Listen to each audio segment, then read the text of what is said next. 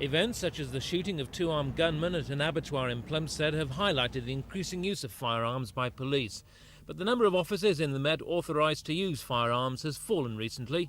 However, today's report by the Police Foundation says the training of those officers is inadequate.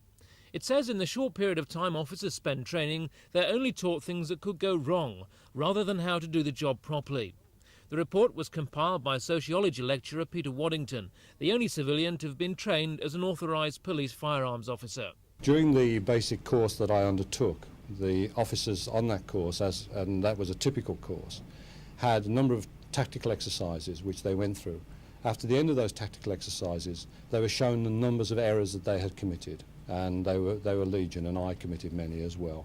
And what we learned from that, what the other officers learned from that, was how likely it is that things will go wrong. But there was no opportunity, and there isn't any opportunity at the moment on normal refresher training, except once a year, to train in how to get things right, how to do it properly.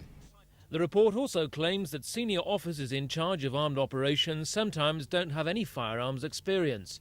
Scotland Yard have welcomed the report as constructive, but they say officers receive sufficient training given the resources available.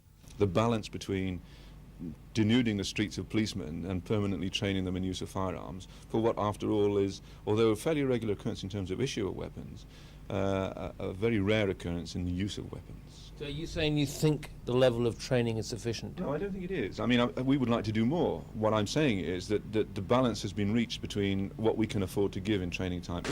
Meanwhile, the author of the report discovered one overwhelming fact among the police officers he spoke to. Few wanted to see the Metropolitan Police armed permanently. Ken Andrew, Thames News.